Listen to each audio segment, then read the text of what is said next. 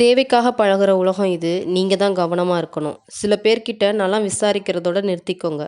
யாரோட பிரச்சனையிலயும் நீங்களா போய் உள்ள நுழையாதீங்க. சில உறவுகளோட உண்மையான முகம் தெரியும்போது கலங்காதீங்க. அந்த சூழலுக்கு நன்றி சொல்ல பழகுங்க. நீங்க வச்ச அந்த நம்பிக்கை தான் உங்கள சுத்தி இருக்கிறவங்கலாம் எப்படி அப்படின்றத உங்களுக்கு காட்டிக் குடுக்கும். நம்ம ஏதோ ஒரு பொருள் மேலேயோ, இல்ல ஒரு நபர் மேலேயோ முழுசா நம்பிக்கை வச்சு ஏமாறும்போது தான், இனிமே இந்த உலகத்துல நமக்கு எதுவுமே வேண்டாம், யாருமே வேண்டாம், தனிமை மட்டுமே போதும் அப்படின்ற ஒரு நிலைமைக்கு தள்ளப்படுறோம். தனிமை ஒரு நல்ல விஷயம் தான். சில நேரத்துல நமக்கு நல்ல பாடங்கள கத்துக் குடுக்கும். ஆனா, அது தானா எடுத்த தனிமைக்கும், சொந்த பந்தத்தினால அவமதிக்கப்பட்டு எடுக்கக்கூடிய தனிமைக்கும் நெறைய வித்தியாசம் இருக்கு. எதுக்காக இந்த கவலை? யாருக்காக இந்த வருத்தம்? அழுதுகிட்டே இருந்தாலோ, இல்ல உங்கள நீங்களே வருத்திக்கிட்டாலோ, இங்க எதுவுமே மாறப்போறது கிடையாது. யார் நம்மள விட்டுட்டு போனா என்ன? யார் நம்மள தப்பா நெனச்சா என்ன? மத்தவங்கள பத்தி யோசிச்சுக்கிட்டு நம்மள ஏன் நம்ம இழந்துகிட்டு இருக்கணும்?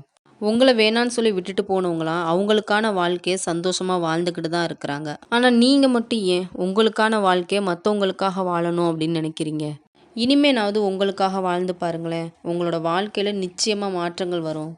ஒரு நபர் கூட நீங்க பேசல. அந்த நபர் உங்களுக்கு வேண்டாம் அப்படின்னா, அது உங்களுக்கு மட்டும் தான் வேண்டாமே தவிர, உங்கள சுத்தி இருக்கவங்களுக்கு அவங்க வேணும் தான். அவங்க கிட்ட இருக்கக்கூடிய சில குணங்கள் உங்களுக்கு பிடிக்காம போய் நீங்க பேசாம இருக்கலாம். அதனால அவங்க முழுசா கெட்டவங்க கிடையாது. அவங்களுக்குன்னு சில நல்ல பக்கங்கள் இருக்கத்தான் செய்யும். அது மட்டும் இல்லாம, நீங்க யாரெல்லாம் நல்லவங்கன்னு நினைக்கிறீங்களோ, நம்பிக்கையானவங்கன்னு நினைக்கிறீங்களோ, அவங்களுக்கும் உங்களுக்கே தெரியாத சில கெட்ட பக்கங்களும் இருக்கலாம். அதனால உங்களுக்கு பிடிக்காதவங்க கிட்ட எப்ப தோணுதோ அப்ப நீங்க பேசிக்கோங்க. அது தப்பு கிடையாது. ஆனா உங்கள சுத்தி இருக்கிறவங்க பேசக்கூடாதுன்னு மட்டும் நினைக்காதீங்க.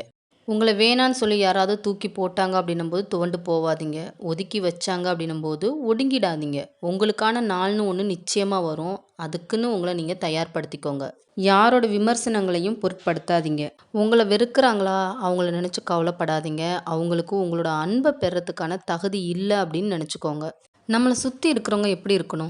நம்ம தடமாறி போகும்போது நம்மள தட்டி கேட்கிறவங்களா இருக்கணும். நம்ம தடம் பதிக்கணும் அப்படின்னு நினைக்கும்போது தட்டி குடுக்குறவங்களா இருக்கணும். ஆக மொத்தத்துல நம்மள வாழ்க்கையில ஊக்குவிக்கக்கூடிய ஒரு நேர்மறை சிந்தனை உள்ளவங்களா இருக்கணும். ஒரு விஷயத்த நம்ம புரிஞ்சுக்கணும். நம்மள சுத்தி இருக்கிறவங்கள நம்மளால மாத்தி அமைக்கவே முடியாது. ஆனா, நம்மள சுத்தி யார் யார் இருக்கணும் அப்படின்றத நம்ம மாத்தி அமைக்கலாம்ல. அதனால முடிஞ்ச வரைய உங்கள சுத்தி நல்ல நண்பர்கள் இருக்கிற மாரி பார்த்துக்கோங்க. நீங்க உங்களோட வாழ்க்கையில ஏமாந்துக்கிட்டே இருக்கிறீங்க அப்படின்னா, இதுவரைய உண்மையான உறவ சந்திக்கவே இல்ல அப்படின்னு தான் அர்த்தம். ஏன்னா, இப்ப இருக்கிற உறவுகள்லாம் என்ன அப்படின்னா, நம்ம கொஞ்சம் விழுந்துட்டோம் அப்படின்னா தெரிச்சு ஓடிருவாங்க. அதே எழுந்து நின்றோம் அப்படின்னும்போது நம்மள தேடி வருவாங்க.